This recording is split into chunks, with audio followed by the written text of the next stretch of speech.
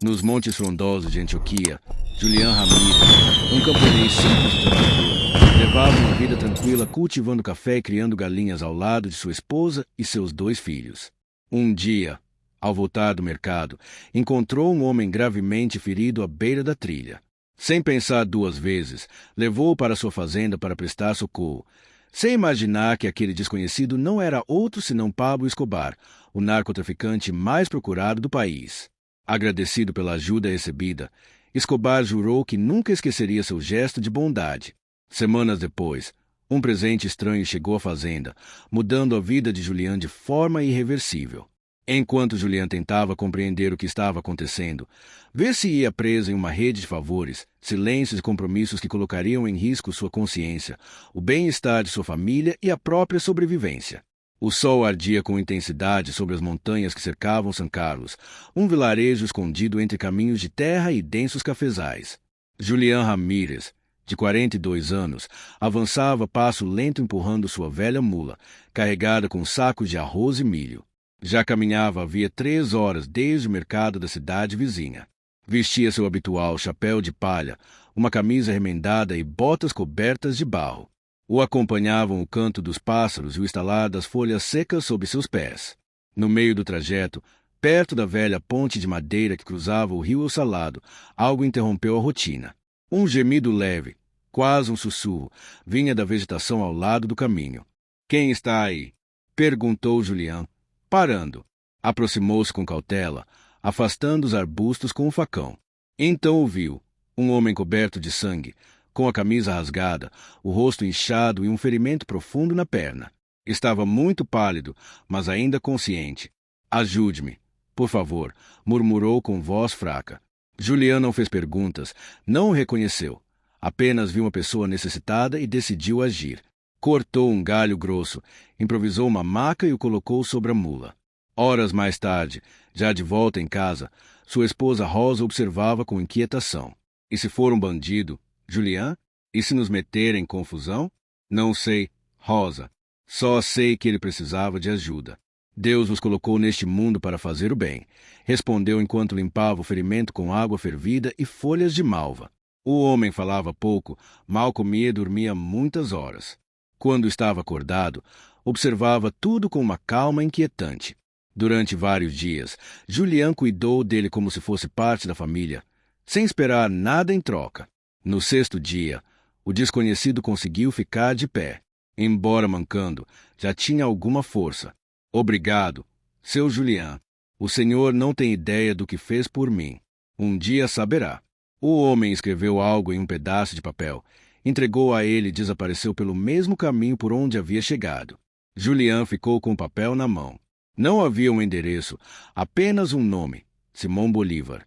O que Julián não sabia era que esse era um dos pseudonimos usados por Pablo Escobar para se movimentar sem ser identificado. 2 semanas se passaram desde a partida do ferido. Julián retomou sua rotina habitual: cuidar da plantação, alimentar os animais, rezar antes de dormir. Embora a lembrança do forasteiro permanecesse, decidiu não comentar nada com os vizinhos. No campo, às vezes o silêncio valia mais que a verdade. Numa manhã, enquanto colhia laranjas no pomar, viu uma caminhonete preta se aproximando pela estrada empoeirada. Não era comum ver veículos tão luxuosos naquela região. O motor parou em frente à sua casa. 2 homens bem vestidos desceram. Um usava óculos escuros e o outro carregava uma caixa de madeira entalhada. — O senhor é Julián Ramírez? Perguntou o de óculos. — Sim, senhor, respondeu com cautela. — Isto é para o senhor. É um presente de um amigo. Ele disse que o senhor saberia o motivo. Antes que Julián pudesse fazer qualquer pergunta, os homens entraram novamente na caminhonete e desapareceram entre as árvores. Julián olhou para a caixa. Pesava bastante. Levou-a para a cozinha, onde Rosa e seus filhos esperavam com os olhos arregalados de espanto. — O que é isso, Julián? — Não sei. Algo que deixou aquele homem, o ferido. Abriu a caixa com cuidado. Dentro havia um envelope com seu nome escrito à mão e, abaixo, uma quantia considerável de dinheiro em notas, presas com uma tira de couro. Era muito mais do que havia visto em toda a sua vida. Com as mãos trêmulas, abriu o envelope. Dentro havia apenas uma frase: Obrigado por não perguntar. Cuide dos seus. O silêncio tomou conta da cozinha.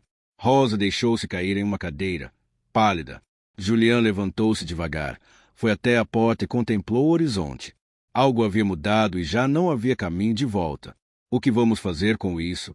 Sussurrou Rosa. Julián respirou fundo. Ficou em silêncio por alguns segundos, embora no fundo já intuísse. Aquele ato de generosidade o havia arrastado para uma situação muito mais complexa do que podia compreender.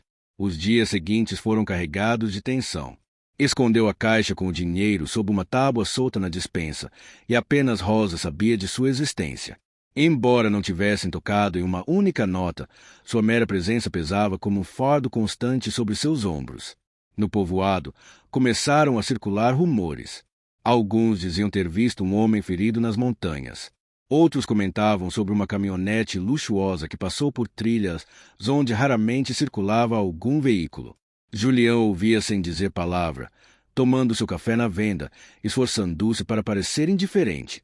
Numa tarde, enquanto consertava uma cerca, seu vizinho, seu Efraim, se aproximou. Dizem que coisas estranhas têm acontecido por aqui, comentou com tom inquisitivo.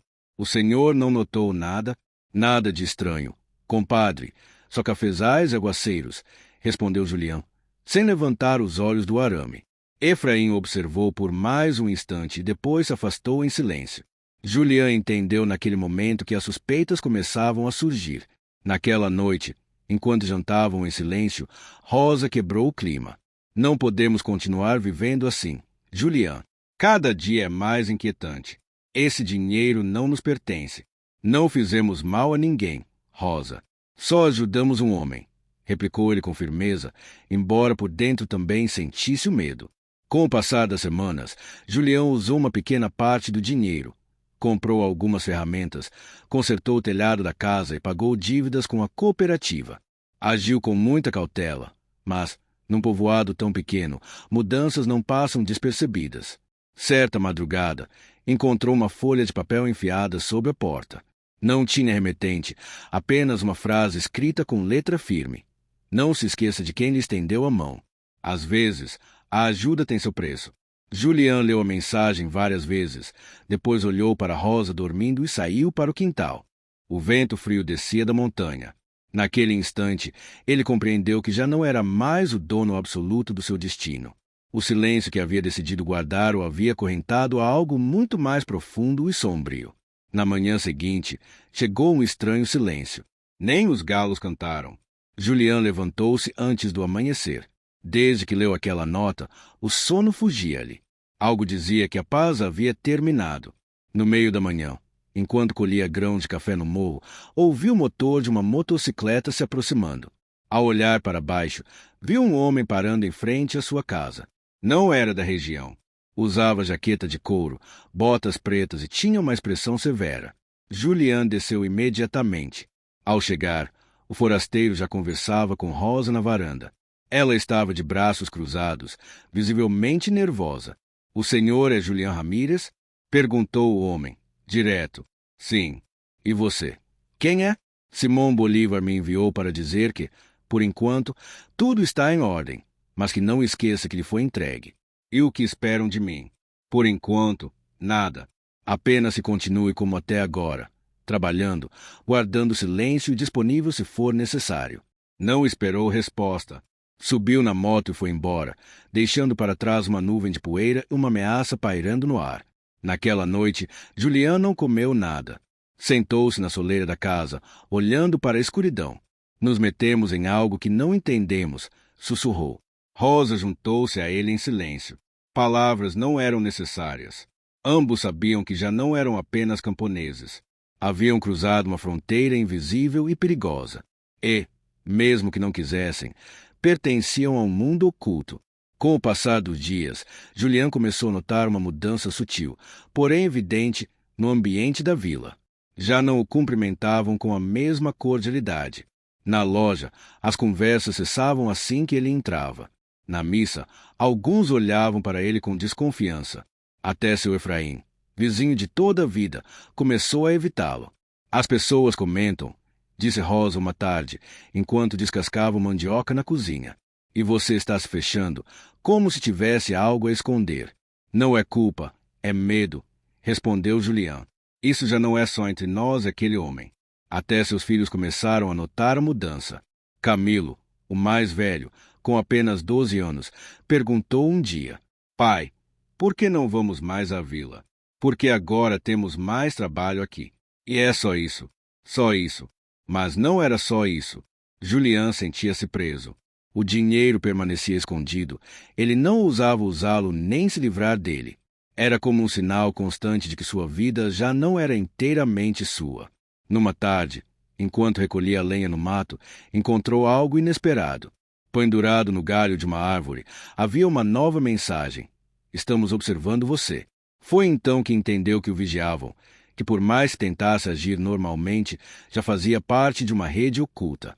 Seu erro não foi ajudar, mas não dizer nada quando descobriu quem realmente era aquele ferido. E agora seu silêncio pesava mais que qualquer pecado. Naquela noite, após ler a nova nota, Julian não conseguiu dormir. Caminhou pela fazenda sob a escuridão, com a espingarda no ombro, mais por medo do que por proteção. Sentia que algo se aproximava, algo invisível, mas que o envolvia cada vez mais. Ao amanhecer, Rosa o esperava com café pronto e um olhar firme. Não podemos continuar assim. Julian, este silêncio está nos consumindo por dentro. O que você propõe? Vamos embora, vendemos a fazenda ou a deixamos. Mas vamos para longe, para um lugar onde ninguém saiba nada. Julian baixou a cabeça. Só de pensar em abandonar as terras que herdou do avô, os pés de café que plantou com as próprias mãos, doía mais que qualquer ameaça. Mas ao olhar para Rosa e os filhos, entendeu que ficar poderia ser pior.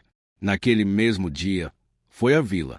Só queria falar com um advogado de confiança, saber se podia vender sem chamar atenção.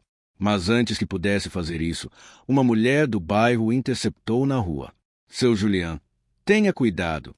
Dizem que o senhor está envolvido com gente perigosa. Estão vigiando você. Ele não respondeu. Voltou para casa com passos lentos, como se o caminho se alongasse a cada passo. Ao chegar, encontrou outra nota, desta vez cravada na porta. Sua família está segura se você ficar onde está. Então entendeu que já não era livre, que sua decisão não importava mais, que tentar fugir seria visto como traição. Naquela noite, diante do fogo, abraçou Rosa sem dizer nada. Ela entendeu só pelo olhar. Não iriam embora, não por escolha, não enquanto fossem úteis para alguém que nunca aparecia, mas sempre estava presente.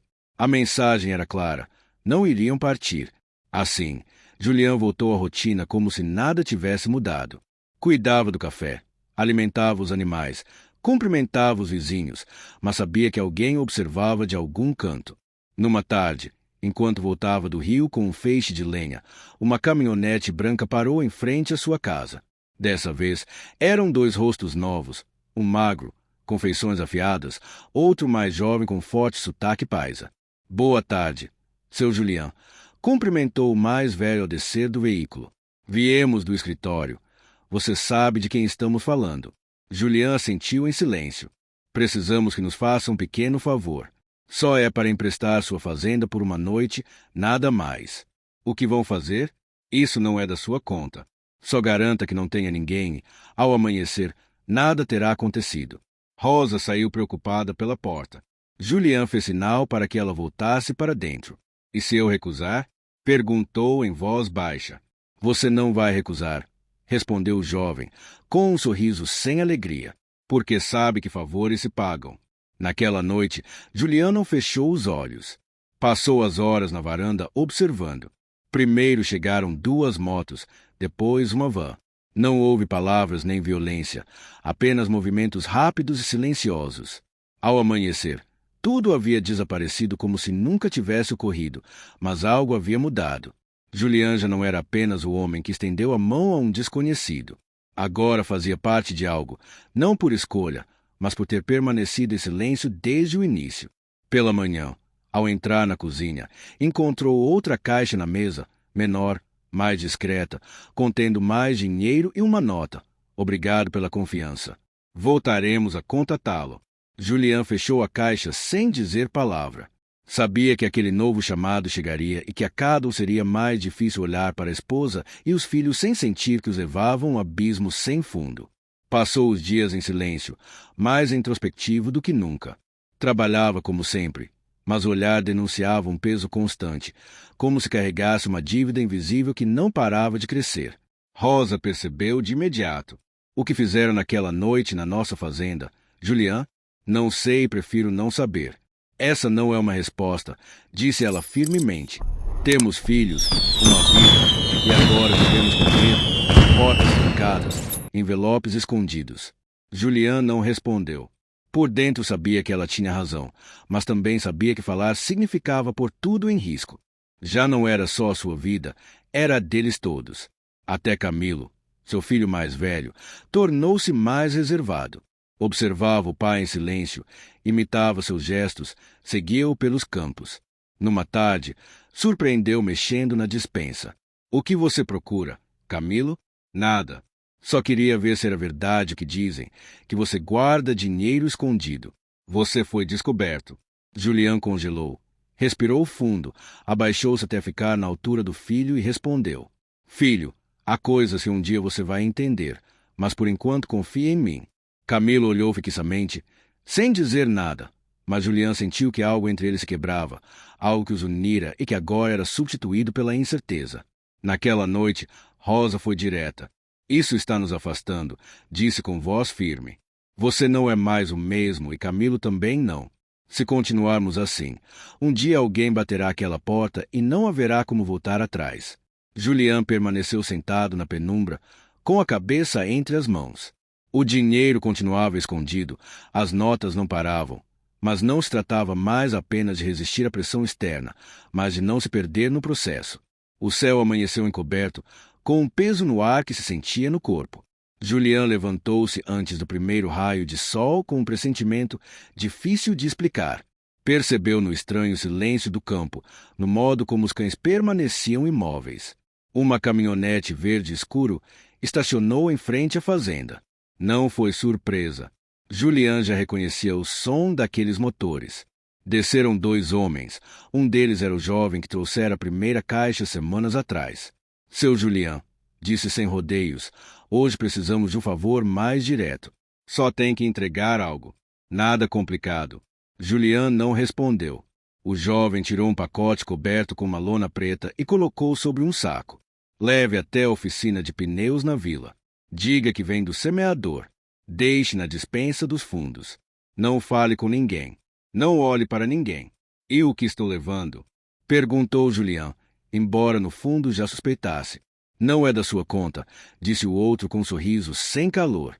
Mas se fizer bem, haverá mais encargos, mais recompensas e menos problemas para os seus.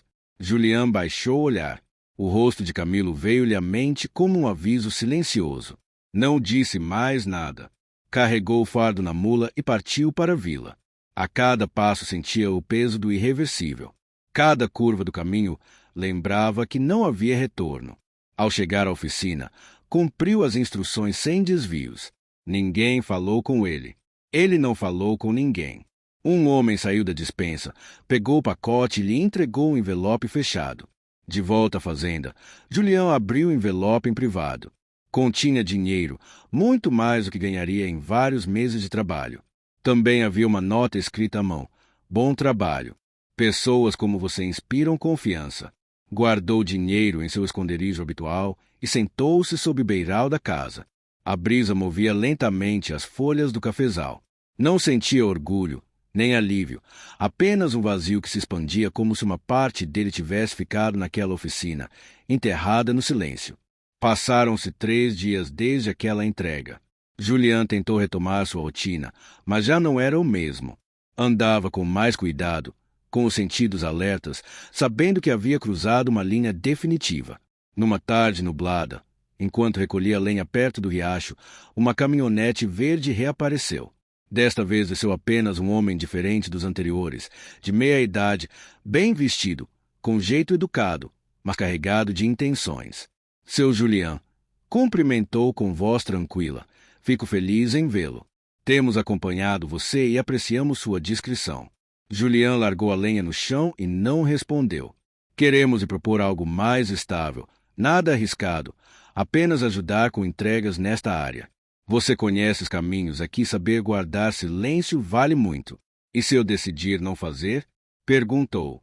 Por enquanto não acontece nada, respondeu o homem com tom amável. Aqui ninguém obriga, mas todos esperamos lealdade.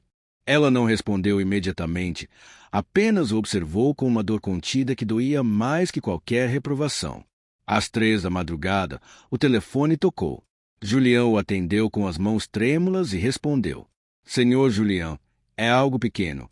Amanhã, às 8 horas, seu filho Camilo deve levar uma bolsa à vila. Esta noite a deixaremos para vocês. Ninguém suspeita de uma criança. Você entende, certo? A ligação foi cortada antes que pudesse responder. Julián ficou imóvel, com o telefone na mão, no escuro. Pela primeira vez, não era ele quem devia obedecer, mas seu filho. E naquele momento ele entendeu. Não se tratava mais de cumprir ordens, mas de proteger o pouco que ainda estava intacto da sua vida. O amanhecer chegou com uma neblina densa. Julián havia passado a noite inteira acordado, sentado perto da porta. O telefone, agora desligado, repousava sobre a mesa. Às 5 horas ouviu um leve toque na parte de trás da casa. Saiu sem fazer barulho. Encontrou uma mochila escolar pendurada em um dos postes da cerca, bem amarrada com um nó duplo. Não precisou abrir para saber o que havia dentro. Entrou na casa com a mochila na mão. Rosa observava da cozinha, sem dizer uma palavra, embora seu olhar dissesse tudo. Camilo, ainda de pijama, saiu do quarto esfregando os olhos. Hoje vamos à vila. Papai. Julián respirou fundo. Não, filho, hoje não iremos. E essa mochila não é sua. O menino franziu a testa, confuso. Julián o abraçou forte, como se quisesse protegê-lo de algo que, embora invisível, já se instalara em suas vidas. 1 hora depois montou a mula e escondeu a mochila dentro de um saco de milho. Não explicou nada a ninguém. Foi ele quem desceu até a vila, quem deixou o pacote em silêncio e também quem recebeu o envelope com dinheiro e outra nota. A confiança também é posta à prova. Ao retornar, encontrou Rosa com o rosto endurecido, aquela expressão de quem não discute mais, apenas suporta. O que você lhes disse, que o menino não iria, e que se precisassem de algo, viessem me procurar. E agora, esperar. Naquela noite, Julián enterrou o telefone aos pés do cafezal mais antigo. Não o destruiu, apenas ocultou. Sabia que, se ele tocasse novamente, não teria tempo para escolher nada. No fundo, pressentia que o pior ainda não havia passado. 3 dias se passaram desde que se recusou a envolver Camilo. O silêncio voltou, denso, quase insuportável. Nenhuma caminhonete apareceu. Não houve chamadas, mas algo havia mudado. Numa manhã, ao chegar ao galpão onde guardavam os fertilizantes, Julián encontrou a porta entreaberta. Os sacos estavam rasgados, as ferramentas desorganizadas e um cheiro estranho pairava no ar. Ao inspecionar, descobriu que alguém contaminara os tanques de irrigação com produtos químicos. Estão nos mandando uma mensagem, disse Rosa ao ver os danos. Isso não é um aviso, respondeu ele. É uma ameaça. Naquela mesma tarde, um inspetor agrícola da cooperativa chegou à fazenda. Alguém o havia alertado sobre práticas irregulares. Encontrou resíduos suspeitos nos tonéis, se levantou uma advertência formal. Pode resultar numa sanção considerável, explicou o inspetor. Podem até suspender temporariamente a licença para vender o café. Julián compreendeu imediatamente que aquilo não era coincidência. Naquela noite, enquanto observava os campos sob a tênue luz da varanda, encontrou outro papel preso com um grampo na tela da janela. Não se recusa sem consequências. Da próxima vez, não será sua terra. Os dias seguintes passaram em silêncio. A fazenda permanecia em pé, mas já não era a mesma. Ele também não. Andava com cuidado, vigiava suas palavras, analisava cada movimento. A ameaça não se repetira, mas permanecia presente, como uma sombra constante. Numa madrugada, ao inspecionar os limites da propriedade, descobriu pegadas recentes perto do poço. Não haviam levado nada, não quebraram nada, apenas deixaram claro uma mensagem. Continuamos aqui. Naquela noite, sentou-se sozinho na cozinha e escreveu uma carta. Não era para Rosa nem para Camilo, mas para si mesmo. Nela, confessou que não ousava dizer em voz alta: "Não procure isso, só ajudei um ferido." Mas ajudar sem perguntar também foi uma decisão. Guardou a carta sob uma tábua solta do piso, onde ninguém pudesse encontrá-la. As semanas passaram, ninguém voltou a bater na porta. O telefone enterrado junto ao cafezal ficou esquecido. Julian não quis desenterrá-lo. Sentia que enquanto ele não tocasse, ainda teria ar para respirar. Voltou a trabalhar com calma, mexendo a terra com suas próprias mãos. Rosa começou a falar mais. Camilo, embora nunca dissesse, parecia compreender o que o pai havia feito por ele. Ninguém soube por que os deixaram em paz. Talvez já não servissem mais aos seus interesses. Talvez soubessem que jamais esqueceria o nome que ouviu naquele dia: Simão Bolívar. E assim, o que restou foi um homem marcado por uma decisão, um camponês que só quis fazer o que era certo e que acabou pagando o preço do silêncio.